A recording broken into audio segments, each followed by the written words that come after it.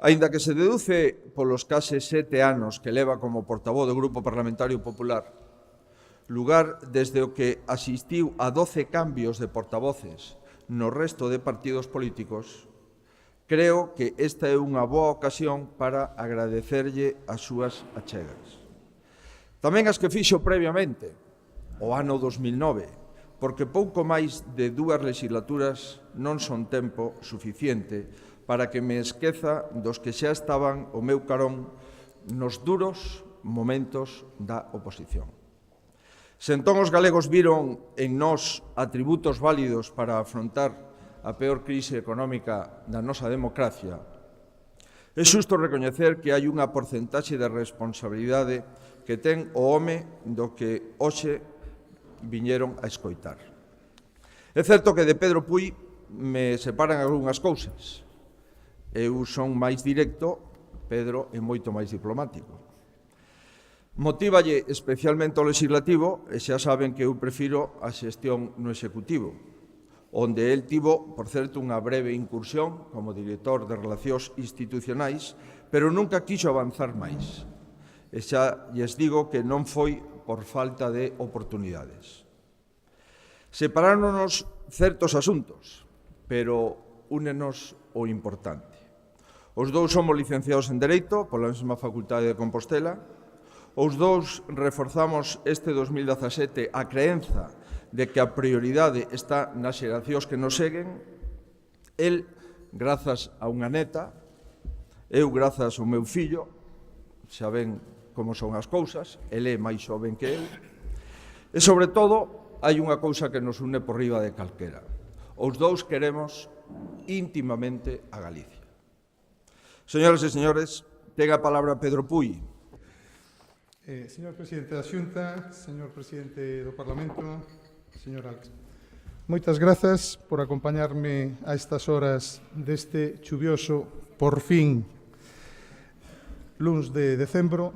A verdade é que poucas actividades peores que vir a escoitar a este portavoz se me ocurren para iniciar a semana posterior á ponte máis larga do ano. De aí o meu sinceiro agradecemento a todos e todas vostedes, que, se me permiten, vou a personalizar. En primeiro lugar, no Presidente da Xunta. Moitas gracias, Presidente, non só por honrarme coa túa presencia, senón polas túas palabras e, sobre todo, pola confianza que tes depositado en min ao longo dos últimos anos. Certamente a túa presencia leva o interés deste acto ao intervir coa túa presentación, unha presentación que espero agradezan os organizadores deste almorzo. Non sempre ocorre que o presentador é máis coñecido que o que fala, e hoxe iso ocurriu, como é lóxico. Tamén quero darlle as gracias personalmente ao alcalde de Compostela, que é a miña cidade. Gracias por estar aquí. É evidente que ao esforzo personal engade o político de vir a escoitar a quen sabes distante ideolóxicamente, motivo polo que tamén quero agradecer expresamente a presenza do portavoz socialista no Parlamento galego, un rival sempre inspirador e motivador na tribuna parlamentaria. E gracias, en fin, aos organizadores do Fórum Europa Tribuna Galicia, que asumiron o risco de darlle esta tribuna a quen nin administra orzamentos, nin ten a responsabilidade, alo menos tan importante como anterior, de criticar e formular alternativas políticas á actual maioría, cuestións ambas que sempre fan máis interesantes estes almorzos. Uns almorzos que evocan, non só no seu nome, almorzos, ao título dun bello libro publicado nos Estados Unidos de Norteamérica no ano 1858, apenas 3 anos antes da proclamación da secesión da Unión polos Estados Confederados do Sur, moi pouco despois, 4 semanas despois de que Abraham Lincoln tomase posesión da presidencia. Este libro, escrito polo médico, inventor e escritor Oliver Wendell Holmes, senior, titúlase O autócrata da mesa do almorzo. En este libro, no que aparece un coñecido diálogo dos 3 Johns, que é aquel que di, cando John e Thomas están conversando, é perfectamente natural que entre eles 6 haxa bastante confusión e malentendidos, porque no diálogo entre John e Thomas hai alo menos 6 personalidades distintas perfectamente recoñecibles. Hai 3 Johns. O John real só coñecido polo seu creador. O John ideal de John, que nunca é o real e con frecuencia é moi diferente a él. E o John ideal de Thomas, que non é o John real, nin o John ideal de John, e frecuentemente é moi distinto a estes dous. Lóxicamente, tamén hai tres Thomas, o Thomas real, o Thomas ideal de Thomas e o Thomas ideal de John. Di Oliver Wendell Holmes, son dos John, paga impostos, ou pode ser pesado nunha báscula, pero os outros dous son igual de importantes nunha conversa. Esta coñecida distinción entre o que un é, o que un pensa de si mesmo que é, e o que demais pensan que un é, que durante moitos anos crin equivocadamente que era da autoría de Oliver Wendell Holmes Jr., o famoso xuíz do Tribunal Supremo dos Estados Unidos, fillo deste médico humanista que chegou a ser decano de Medicina na Facultade de Harvard e que escribiu os ensaios da mesa do almorzo, esta metáfora, digo, é vista na historia da literatura americana como unha das primeiras, senón a primeira elaboración da concepción da sociedade como resultado dunha ampla conversa formada por múltiples voces e diferentes personalidades que pugnan por facerse con un anaco desa conversa. Unha idea a de que para cada cuestión hai múltiples respostas, que foi revolucionaria na sociedade victoriana de Boston na que vivía Oliver Wendell Holmes Sr., e, ademais, no contexto dos anos previos á Guerra de Secesión. Os textos da mesa do almorzo, en fin, ensalzan o valor da conversa, do diálogo e do debate, en definitiva, da palabra. E evidencian as dificultades do entendemento a través do diálogo, mesmo entre dúas persoas que en realidade non son dúas, porque son seis. Comprenderán que trae a colación esta cita que ensalza o diálogo a vez que demostra as dificultades do entendemento a través da palabra, porque alén do seu título, quen lles fala non ten outro cargo que o de portavoz parlamentario, nin ten apenas outra ocupación desde marzo de 2011 que xestionar palabras. E certamente foron moitas. De acordo co rexistro que leva o noso eficaz xefe de prensa do grupo parlamentario, as preguntas que posiblemente fagan os xornalistas que hoxe nos acompañan ao remate desta intervención computarán como a rolda de prensa número 367 deste portavoz. É dicir, desde marzo de 2011 dá unha media superior a unha rolda de prensa por semana e sen plasma. Se lle engadimos as entrevistas e as declaracións públicas aos medios de comunicación, esta será a 923, a unha media de 2,6 por semana, ao que habería que engadirlle as intervencións parlamentarias e os artigos que xenerosamente ás veces me solicitan desde os medios escritos de comunicación. Estas cifras me obrigan, en primeiro lugar, a agradecer expresamente a presencia nesta sala dos e das pacientes xornalistas que nos acompañan e tamén me permiten, ante a sorprendente ausencia legal ou de limitación xurídica das funcións que importa a voz dun grupo de diputados nunha institución que se chama Parlamento, que defina a un portavoz como un xestor de palabras. Usar a palabra como instrumento de traballo habitual, como fan os diputados, participar nunha institución que representa o conxunto da cidadanía a través do uso da palabra, como é o Parlamento, e colaborar no debate público na conformación da opinión pública non son cousas pequenas.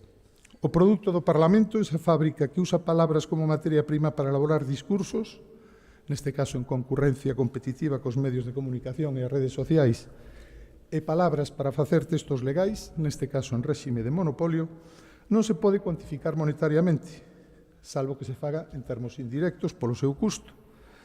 Un custo que compre decir que no caso galego non é moi elevado. En termos totais, o noso Parlamento, que custa en torno aos 16 millóns de euros, ten un custo inferior, menos da terceira parte que o Parlamento catalán, 52 millóns de euros, a metade do vasco, que ten o mesmo número de diputados para representar a unha parte máis pequena da poboación, 32 millóns de euros, e menos da metade co andaluz, que custa 38 millóns de euros.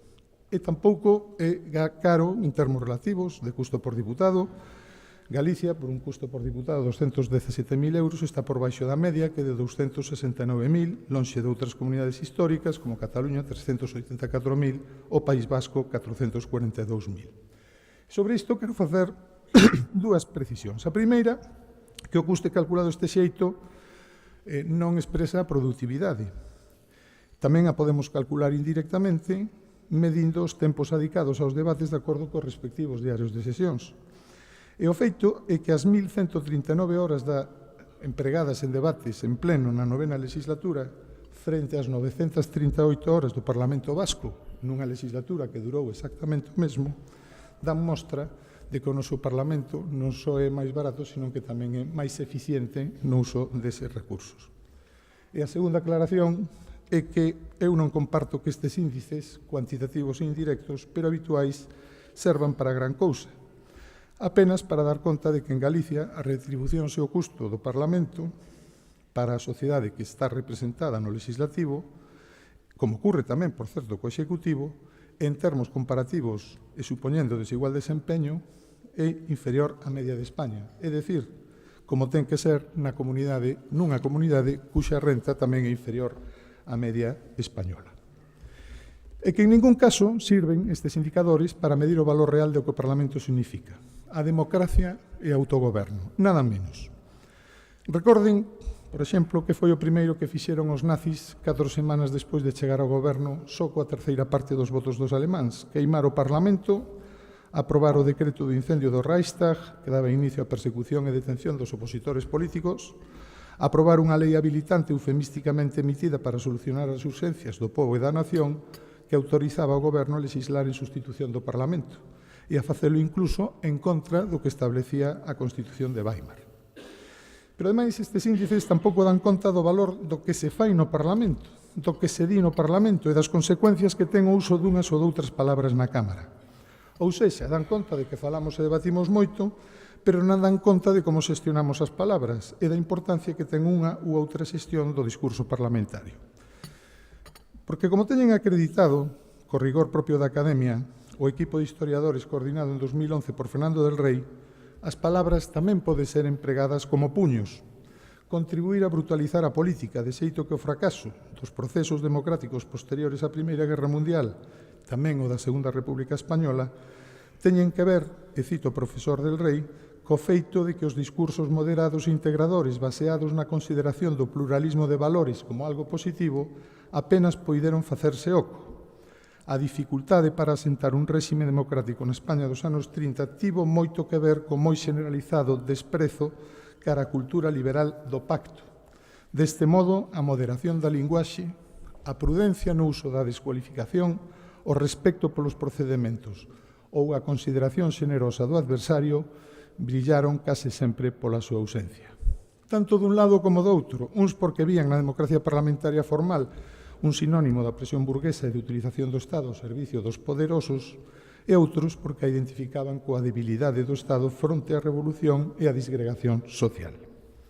En definitiva, as palabras o discurso importan. O mesmo onte, desde distancia ideolóxica, publicaba Jürgen Habermas un salientable eloxio do discurso europeísta de Emmanuel Macron, e facío porque, cito, se ven a calidade do exercicio da profesión de político non se mide polo talento oratorio, o certo é que os discursos poden cambiar a percepción da política na opinión pública, elevar o nivel e ampliar o horizonte dun debate público. É precisamente porque as palabras e os discursos teñen consecuencias de como xestionamos as palabras desde o Grupo Popular e do que lles quero falar e rendirlles contas. Como non podía ser de outra maneira, nos últimos anos o debate parlamentario político en Galicia, como de España, en boa medida na maioría das democracias occidentais, estivo marcado por feitos estructurais ou de fondo e por feitos máis circunstanciais ou próximos que están relacionados con aqueles cambios estructurais. A secuencia do que nos pasou é ben coñecida. A globalización, impulsada pola irrupción das novas tecnoloxías, e que en liñas xerais é un fenómeno positivo que incrementa a riqueza e a súa distribución a escala global, deixa, sobre todo nas sociedades máis avanzadas, a moitos perdedores. A competencia no traballo, a caída da protección alfandegueira, as consecuentes deslocalizacións, tanto da produción como dos domicilios fiscais, ou a introdución a gran escala da robótica na produción afectan aos mercados laborais e provocan desemprego, salarios máis baixos e incertidumes sobre o futuro na maioría das clases medias dos países desenvolvidos.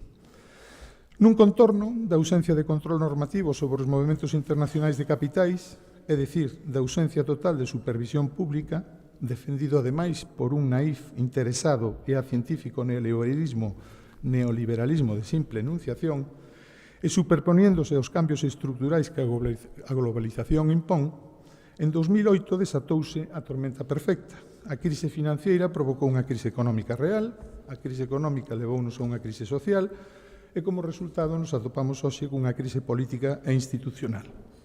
Unha concatenación de efeitos que en España tivo, ademais, efectos máis devastadores que noutros países. En primeiro lugar, porque, contra o que se creía con carácter xeral, o noso sistema financiero non era tan solvente como garantía e afirmaba o Banco de España. O elevado endebedamento exterior da nosa economía, un dos maiores do mundo, fixo que a paralización do crédito afectase especialmente ao noso sistema financiero, levando a creba a empresas que considerábamos solventes e exixindo un esforzo adicional en medio da crise para rescatar os depósitos dos cidadáns. En segundo lugar, porque en España, e tamén porque, pese a que a retórica política falaba dunha nova economía baseada na investigación, o desenvolvemento e as novas tecnoloxías, o certo era que o crecemento do PIB nos anos posteriores á entrada na área euro estaba fundamentado principalmente no sector da construción e a burbulla inmobiliaria que se foi creando no seu entorno.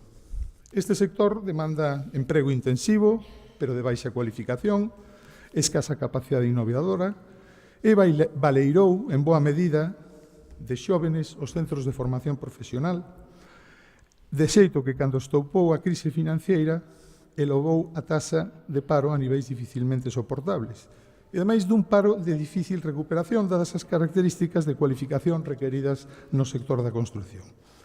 Pensen que no ano 2009 a construción aportaba en Galicia o 11% do valor engadido bruto total da economía galega. O ano pasado aportou o 6%. En España foi 10,1 no 2009, 5,1 no ano pasado. Datos que explican, entre outras cousas, as dificultades do mercado laboral para integrar aos xóvenes que quedaron no paro. Como consecuencia, os ingresos públicos desmoronáronse, reducindo a capacidade de compensación polos poderes públicos do ciclo económico baixista. Dos poderes públicos en España, é precisamente neste aspecto no que moitos votamos de menos unha maior capacidade de gasto compensatorio por parte dunhas autoridades financeiras e monetarias europeas que ata a chegada de Draghi ao Banco Central Europeo permitisen afrontar o que era, a todas luces, unha crise económica e fiscal asimétrica dentro da Unión Europea. En números redondos, a Xunta pasou de ter uns ingresos superiores, un orzamento de gasto superior aos 10.000 millóns de euros a uns 8.000 millóns de euros, e pese a que incrementamos o endebedamento para soster e chegar a eses 8.000 millóns de euros. A conxunción do incremento de desemprego, caída de ingresos públicos, caída máis que proporcional, porque ademais o sistema fiscal español é progresivo, unido á falla de políticas contracíclicas europeas, provocou unha crise social que se evidencia fundamentalmente na evolución dos índices de desigualdade, especialmente en España, onde no 2015 o índice de desigualdade, medido S80, S20, se deteriora con respecto ao ano 2008 en 7 décimas, chegando ao 6,6, ben por riba do incremento constatado na media da Unión Europea, que foi un incremento de 3 décimas, chegando ao 5,2. Non podía ser doutra maneira. A concurrencia consecutiva dunha crise financeira, dunha crise económica, dunha crise fiscal e dunha crise social xeraron descontento social. Un descontento social que se agravou tamén, lóxicamente, pola aparición de numerosos e repugnantes casos de corrupción política que afectaron fundamental e proporcionalmente, con proporción case estatística, a todos os grupos políticos que desempeñaran o poder nas últimas décadas, sen que nisto se podan facer, por certo, moitas distincións ideolóxicas, ratificando que a honradez como a estupidez están bastante homoxéneamente repartidas na sociedade con independencia de ideoloxías, identidades territoriais ou de calquera outra caste. E a igual que ocurriu noutros momentos históricos, como nos anos 30 tras o crack da bolsa ou nos anos 70 coa crise do petróleo, asistimos a inicios desta década do século XXI a dous fenómenos recurrentes: desafección coas institucións e polarización cara aos extremos dos posicionamentos políticos e ideolóxicos. Fenómenos que con distintas formulacións se reproducen hoxe, con maior ou menor intensidade por toda Europa, e mesmo na máis consolidada de todas as democracias constitucionais, a democracia norteamericana. E que ali onde a democracia está menos asentada, por ter sido implantada nos momentos democratizadores posteriores á caída do Imperio Soviético ou en Latinoamérica, está a evolucionar tristemente cara a regímenes semi-autoritarios. Desde 2006, Freedom House non fai máis que constatar unha recesión da democracia, da súa calidade, en países como Rumanía, Polonia ou mesmo a Rusia de Putin. E, o que me parece máis grave, tamén está a constatar unha reducción dos valores democráticos entre as novas xeracións dos países desenvolvidos. E como afectou esta situación á linguaxe política en Galicia? Como sempre, nada mellor hai que acudir ás fontes orixinais. E permítanme unha cita literal do artigo que publicou un profesor español de Ciencia Política no número de maio-xuño de 2015 da revista clásica de pensamento neomarxista A New Left Review. Cito: existían posibilidades para un populismo de esquerdas en España? Se asumimos que baixo determinadas condicións se pode xerar discursivamente unha idea popular politizable electoralmente, no noso país dábanse as condicións.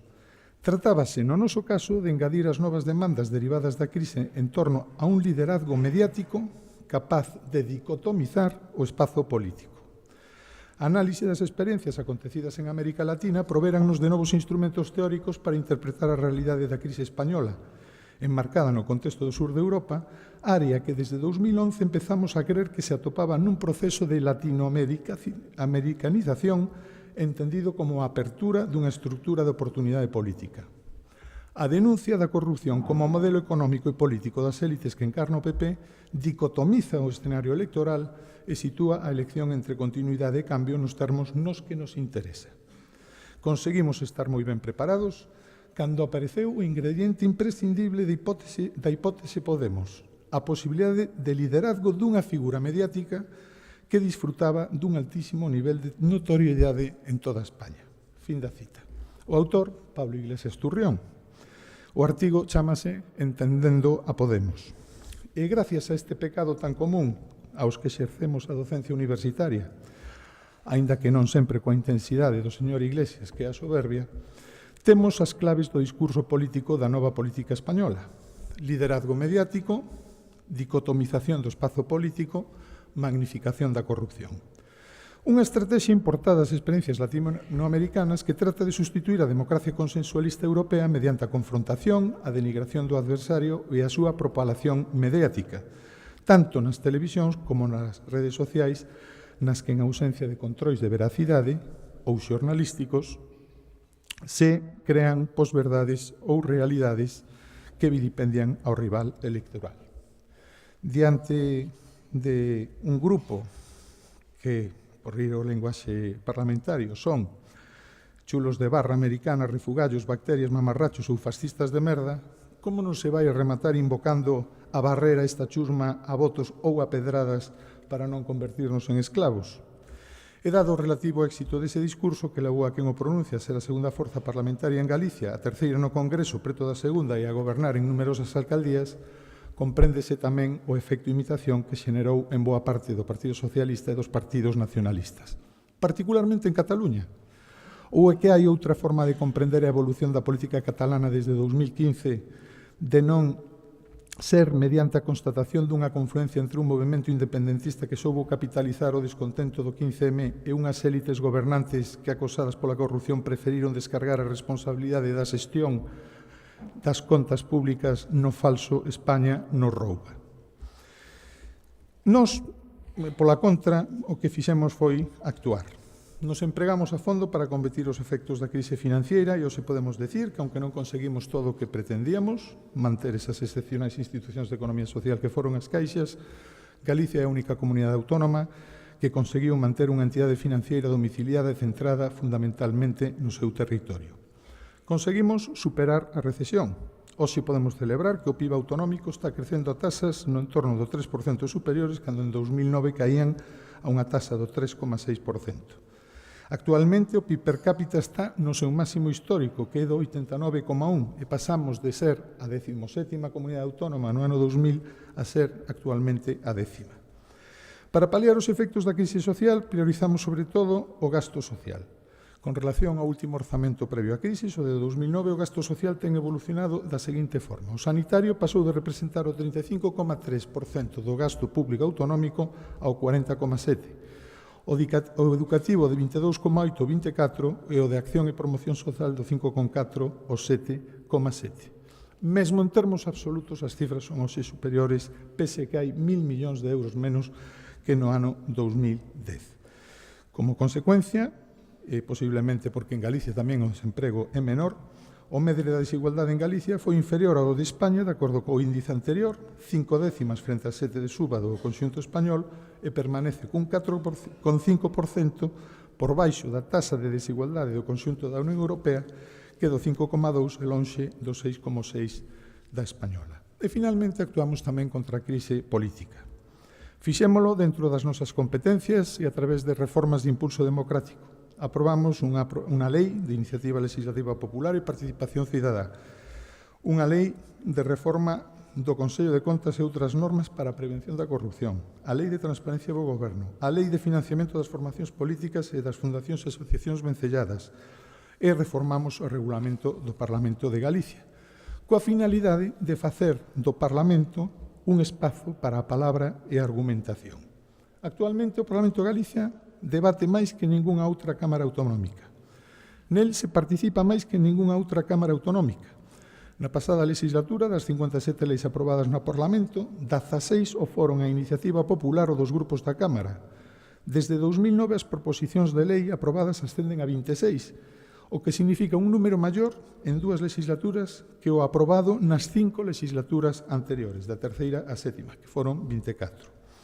A oposición introduce un 80% das cuestións en cada orde do día e a capacidade de control da oposición ao goberno é evidente. Na pasada legislatura e en esta, os números confirman a frecuencia que cada día houbo 1,84 membros do goberno no Parlamento comparecendo ou respostando aos grupos da oposición. É dicir, se quitamos os festivos, casi 2 membros do Parlamento están na Cámara respondendo e dando contas ao Parlamento da súa xestión. E, por suposto, facémolo procurando consenso. Vou rematar dando un dato. Nas diferentes comisións do Parlamento, na pasada legislatura, se aprobaron 326 iniciativas de impulso, as chamadas proposicións non de lei. Delas, 192, o 59%, o foron a iniciativa da oposición. En total, foron aprobadas por unanimidade 204, é dicir, un 62% das iniciativas de impulso ao goberno. Dificilmente, entendeu, se pode falar de rolo da maioría con estes datos. E seguimos a facelo. Hoxe, por exemplo, pechada a ponencia da Lei de Medidas que afecta a un tema tan grave como foron os incendios en outubro, e tras a proposta que fixo o presidente na súa comparecencia, que era de pacto sobre o artigo 15 desa lei que afecta a prevención e extinción de incendios, podemos afirmar que o 75% das enmendas presentadas foron aprobadas tamén por acordo entre os grupos, se aceptaron ou transaccionaron o 87% das enmendas do Bloque Nacionalista Galego, o 50% das enmendas do Grupo Socialista e o 86% das enmendas presentadas pola Marea, o cal abre unha expectativa interesante de acordo tamén na comisión creada aos efectos. En definitiva, palabra, moderación, diálogo, respeto ao adversario e procura do consenso. Este é o exemplo do que tratamos de facer desde o Grupo Parlamentario Popular para axudar a solucionar os problemas dos galegos que esperamos siga producíndose no futuro. Hai un historiador, Timothy Snyder, profesor en Yale e colaborador de Tony Judt no seu clásico Pensar o século XX, que publicou recentemente un breve pero combativo panfleto sobre a tiranía no que, ante a perspectiva desa recesión democrática que aprecia no mundo e particularmente nos Estados Unidos, propón 20 consellos derivados das leccións da historia do século pasado. O segundo destes consellos é defende as institucións, porque as institucións nos axudan a conservar a decencia, pero elas tamén precisan nosa axuda porque non se protexen soas a si mesmas. A recomendación que lle fai ao lector é que se elixe unha institución que nos importe, un tribunal, un periódico, un legislativo, un sindicato, e que nos poñamos da súa parte.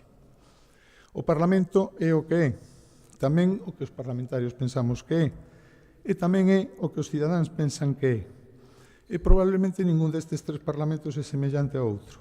Pero eu que teño asumido hoxe, como portavoz do grupo mayoritario, a labor de poñerme de parte da institución parlamentaria, espero ter contribuído coas miñas palabras a mellorar o seu concepto do que o Parlamento é e do que a maioría estable que representa Galicia está a facer nel.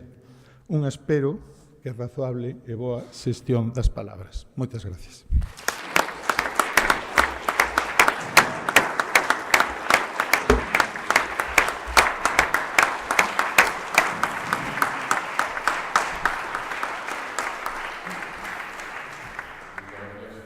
Sea breve en las respuestas dentro de lo posible. Fernando Toledo dice, ¿no podía haber algo más de